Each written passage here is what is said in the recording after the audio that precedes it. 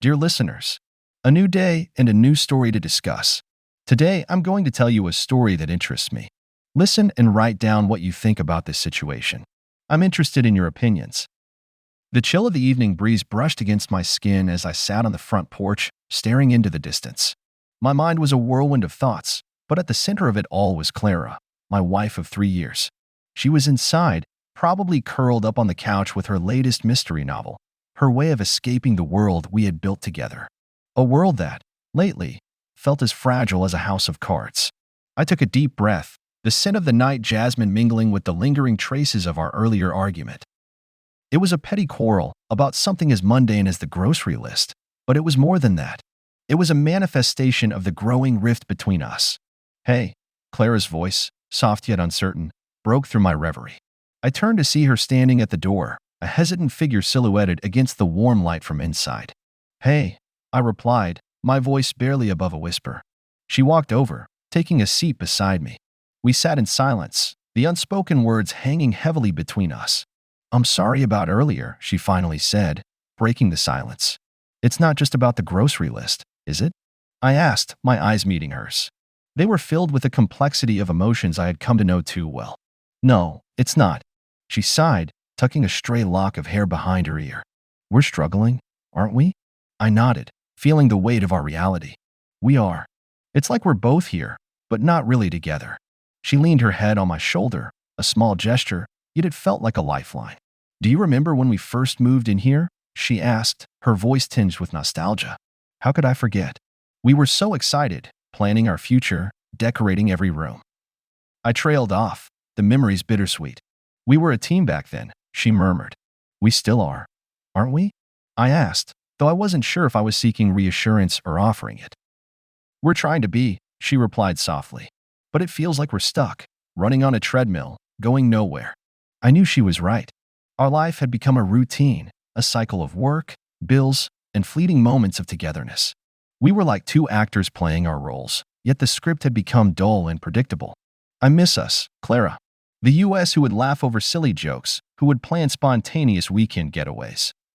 My voice trailed off as I saw a flicker of sadness in her eyes. "I miss that too," she said. "But life happened, responsibilities happened. We're not those carefree people anymore. But we can try, can't we, to find our way back to each other?" I asked, a note of desperation in my voice. "We can try," she agreed, her hand finding mine.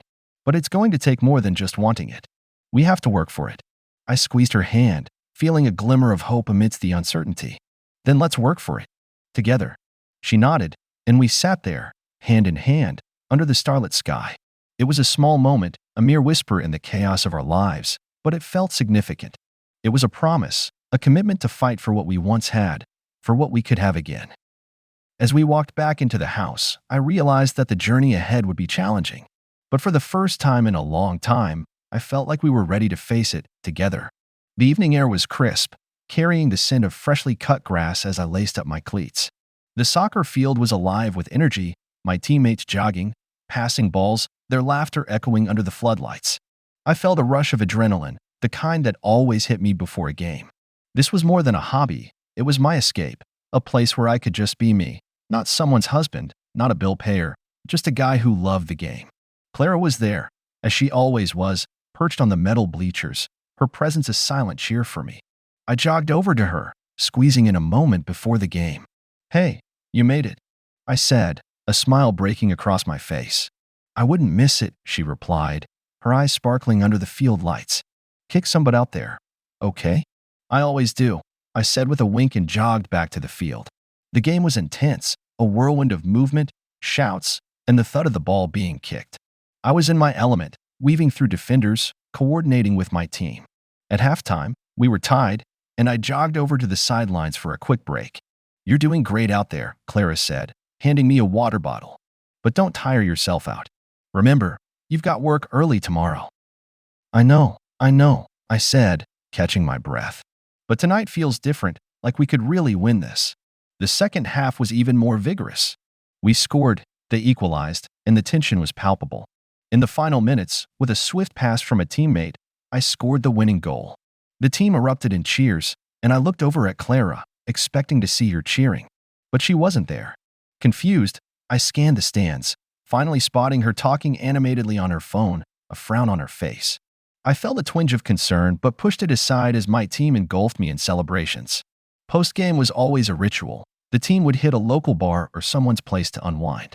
That night, the plan was to head over to a teammate's house, but it was far, and I had work early. Guys, I'll have to miss this one, I told the team, clapping a few backs. Early day tomorrow. Aw, come on, man. You scored the winning goal, one of them protested. I know. Rain check? I said, offering a half-hearted smile. I found Clara, her phone call seemingly ended. Ready to head home? I asked, trying to gauge her mood. She seemed distant, lost in thought. Actually, do you mind if I hang back? I could get a ride with someone. I was taken aback, a sense of unease creeping in. Are you sure? I thought we'd go home together, celebrate the win, just us. She hesitated, then said, I need some time, some space, you know?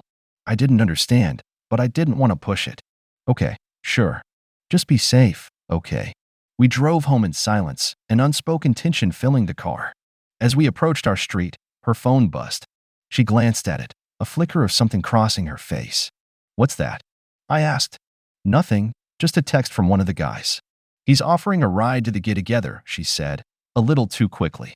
I felt a knot form in my stomach. I thought we agreed you'd stay in tonight. She looked away, then back at me. I changed my mind. I want to go. I parked the car in our driveway, my mind racing. Clara, I really don't think it's a good idea. It's late, and I won't be there. She unbuckled her seatbelt, her voice rising. I don't need your permission, you know. I can make my own decisions. Clara, please, let's just go inside. We can talk about this, I pleaded, my concern growing. But before I could say another word, a car pulled up. It was one of my teammates. Clara opened the door and stepped out, not looking back. Wait, Clara. I called out, but she was already getting into the other car. I stood there, watching as the car drove away, a sense of dread washing over me. What was happening? Why did she need to go so badly? And why did it feel like our already fragile world was starting to crumble even more? The night stretched on, a canvas of darkness punctuated by the occasional flicker of headlights from the quiet street outside. I sat alone in our living room, the clock ticking monotonously, each second stretching into an eternity. Clara hadn't returned, and her absence was like a gaping hole in the fabric of the night. My mind raced with possibilities, fears, and the worst of suspicions. The silence of the house was oppressive, a stark contrast to the usual warmth and laughter that filled it. I tried to distract myself, flipping through channels on the TV, but the images were just blurs, the sounds mere background noise to my escalating worries. Then, an idea struck me, desperate but irresistible. The old iPad, the one I had bought for Clara years ago. It was still linked to her accounts, a forgotten relic of a time when our lives were an open book to each other. I found it buried under a pile of magazines on the bookshelf, its screen cold and lifeless. I hesitated, my finger hovering over the power button. This was a breach of trust. But then, hadn't trust already been broken? I powered it on, the familiar chime echoing in the silent room. The iPad sprung to life, and there it was, a window into Clara's digital world. Her messages, her social media, all potentially revealing the truth of this night. I tapped on the messaging app, and a flood of messages filled the screen. My heart pounded in my chest as I scrolled through them. There were messages from my teammate, the one who had driven her away. My throat tightened as I read the words, each one a stab of betrayal. The messages were casual at first, then increasingly intimate. My vision blurred as I read their plans to meet up, the flirtatious undertones unmistakable. There was talk of the night, of drinks, of laughter, but nothing to confirm my worst fears. Yet, I switched to her social media. Photos from the party flooded her feed, Clara smiling, laughing, drink in hand. She looked happy, carefree, so different from the tense and distant woman who had left our home earlier. My teammate was in several of the photos, always close to her, their body language telling a story I didn't want to read. The clock struck 3 a.m., and the house felt colder, emptier. I was lost in a sea of digital whispers, each one a thread unraveling the tapestry of our marriage. I felt sick, my stomach churning with a cocktail of anger, sorrow, and disbelief. Then, a notification popped up, a new message. My heart stopped. It was from him, my teammate, my so-called friend. I opened the message, and my world came crashing down. The message was explicit, a detailed recount of their night, their actions, their intimacy. I couldn't breathe, the words blurring as my eyes filled with tears. How could this happen? How could Clara do this to us, to our marriage? I sat there, the iPad forgotten in my lap, as dawn began to break.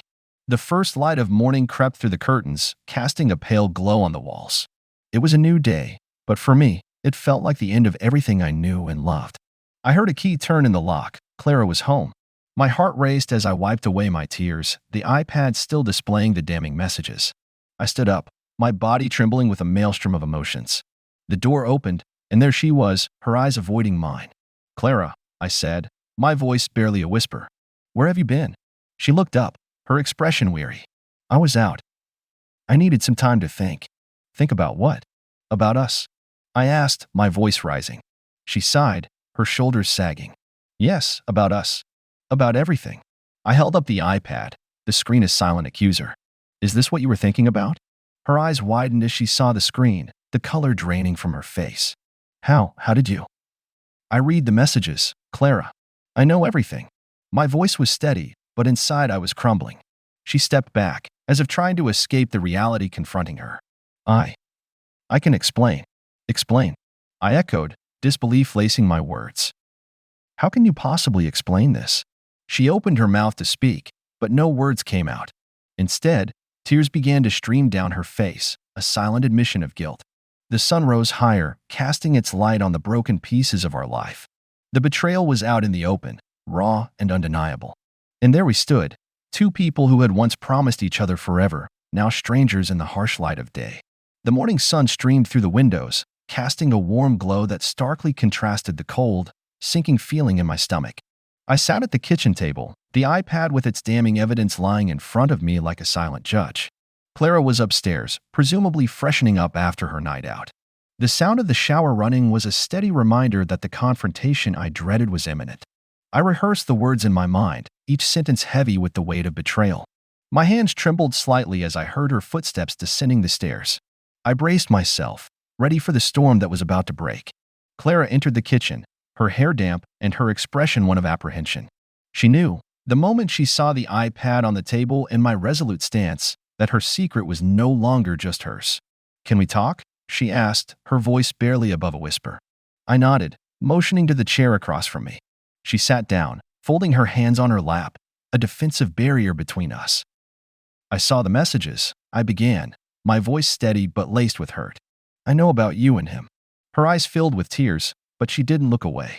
"I'm so sorry," she said, her voice breaking. "Sorry for what, Clara? For the betrayal or for getting caught?" I asked, the bitterness in my tone surprising even me. "It's not what you think," she said quickly. "It was a mistake, a terrible mistake." "A mistake? Is that what you call it?" I was struggling to keep my emotions in check. "How long has this been going on?" She hesitated, then said, "It's not. It wasn't planned. It just happened. Just happened." I repeated, incredulous. "You don't just accidentally betray your husband, Clara. You made a choice." She looked down, tears spilling onto her lap. "I know, and I regret it. Every moment, every second, I regret it." I leaned forward, needing her to understand the depth of the pain. "Do you have any idea how much this hurts? How much you've broken?" "I know, and I hate myself for it," she sobbed. I was lost, confused. I thought I needed something else, something more. But I was wrong. Lost? Confused. I echoed, my heart aching. "What about us, Clara? What about our plans, our dreams?" She reached out, trying to take my hand, but I pulled away. "Please, let me explain. I want to fix this. I want to make it right." "Explain." I was struggling to find the words, my mind a turmoil of emotions. "How can you possibly explain this? How do you fix a betrayal?" She tried to compose herself, wiping her tears. "I don't know, but I want to try. I want us to go to therapy, work through this." Therapy. The idea seemed almost laughable in its futility. "Do you really think therapy can undo what's been done?" "I don't know," she admitted, "but I can't give up on us. Not without trying." I looked at her, seeing the woman I loved, yet feeling so distant from her. The trust that had been the foundation of our relationship was shattered, lying in pieces around us. "I don't know if I can do this, Clara," I said, my voice heavy with sorrow. "I don't know if I can ever look at you the same way." She reached out again, this time her hand gently touching mine. "Please, give us a chance. Give me a chance to make it right." I pulled my hand away, standing up from the table. The room felt too small, the air too thick. I need time, Clara. Time to think, to understand, to decide if this is something I can move past. She nodded, her eyes filled with tears. I'll give you all the time you need. I'll do whatever it takes. I walked away, leaving her sitting at the kitchen table, the morning sun casting long shadows across the room. I was lost in a sea of emotions, each wave crashing over me with the force of betrayal, hurt, and the daunting task of deciding what came next for us. The days that followed were a blur of emotions and decisions. The once warm and inviting walls of our home now felt like the cold confines of a prison, each room echoing with the memories of a happier past. Clara and I moved like ghosts, speaking only when necessary, the air thick with unspoken words and heavy with regret. I couldn't shake the images and words I had seen on that iPad. The trust we had built over years shattered in a matter of moments. I found myself sitting in our backyard, gazing at the sky, pondering the difficult path ahead. It was then I decided to seek legal counsel, not necessarily to start the proceedings, but to understand my options. It was a step towards something, albeit an uncertain future. The day I met with the attorney, the air was heavy with the impending storm. I sat in the waiting room, fidgeting, my mind racing with 1,000 thoughts. Mr. Anderson? The attorney's voice pulled me from my reverie. He was a middle-aged man, with a face that seemed to have seen its fair share of human dramas. Yes, I replied, standing up to follow him into his office. We sat across from each other at a large mahogany desk. So, tell me what brings you here today, he prompted, his voice calm and professional. I took a deep breath, the words pouring out of me. The betrayal, the pain, the confusion. He listened, nodding occasionally, his expression sympathetic yet detached.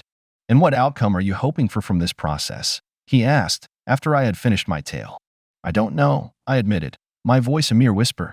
I just know I can't continue like this. He nodded, understandingly. Well, Mr. Anderson, you have several options. We can start with a separation agreement, or if you're certain about ending your marriage, we can begin the divorce proceedings.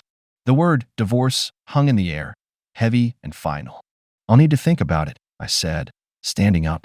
Thank you for your time. Take all the time you need, he replied. I'm here when you're ready to move forward.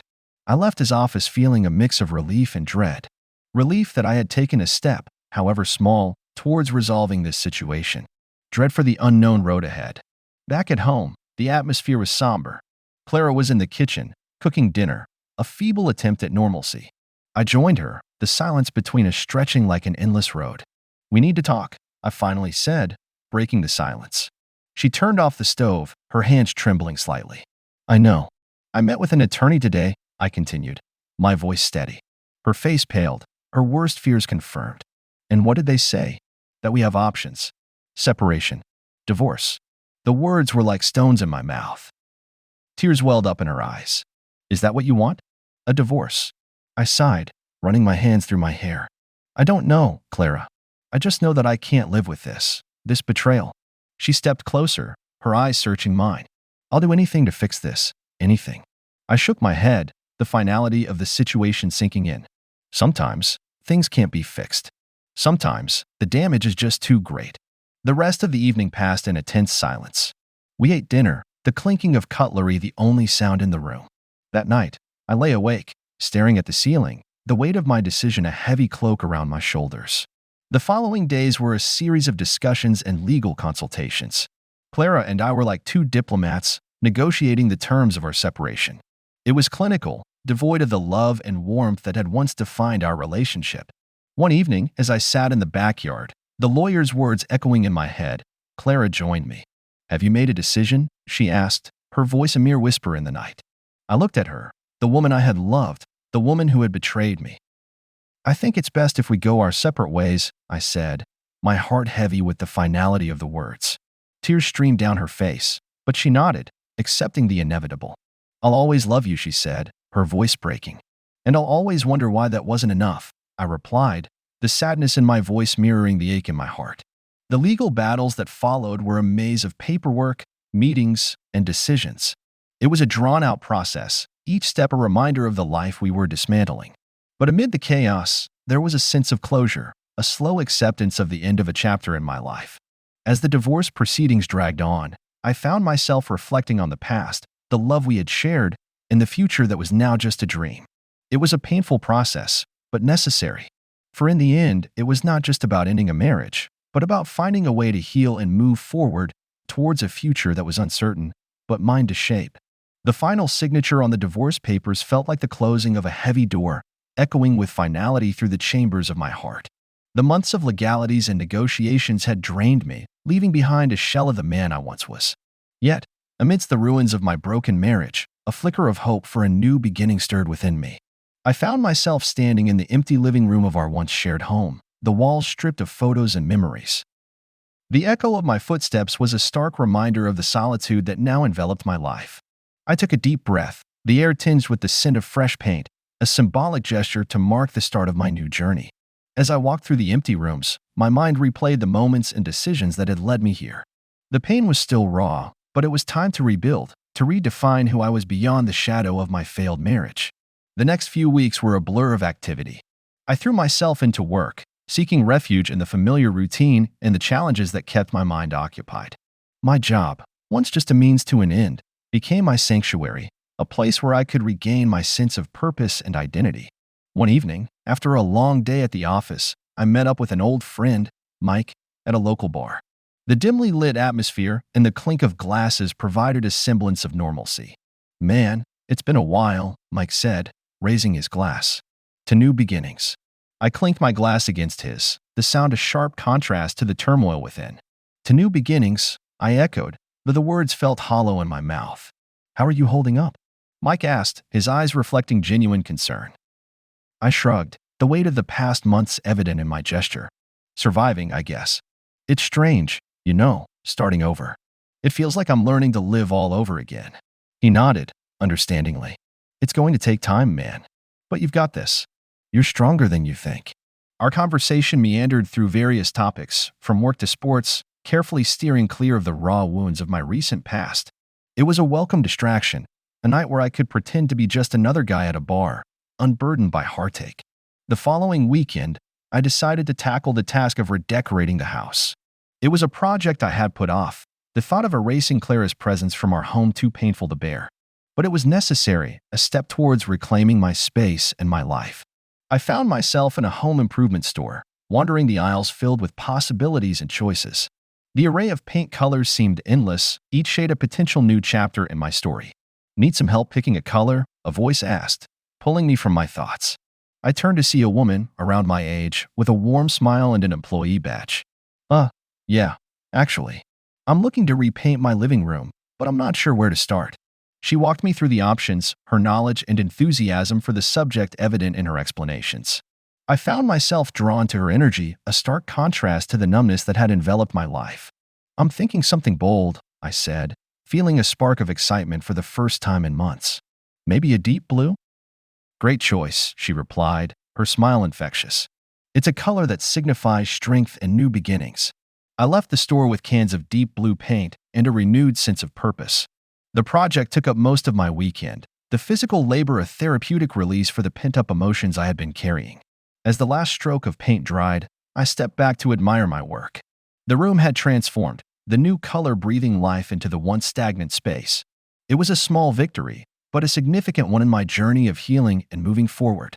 The days turned into weeks, and slowly, the sharp edges of my pain began to dull. I reconnected with old friends, explored new hobbies, and even started attending a local book club. Each step, no matter how small, was a stone laid on the path to rebuilding my life. One evening, as I sat in my newly decorated living room, a sense of peace settled over me. The journey ahead was still uncertain, filled with challenges and unknowns. But for the first time, I felt ready to face it, to embrace the possibilities of a life reshaped by my choices and experiences. I realized then that moving forward wasn't just about leaving the past behind. It was about taking the lessons, the pain, and the memories and weaving them into the fabric of my new life. It was about finding strength in vulnerability, hope and despair, and joy in the small moments that make life worth living.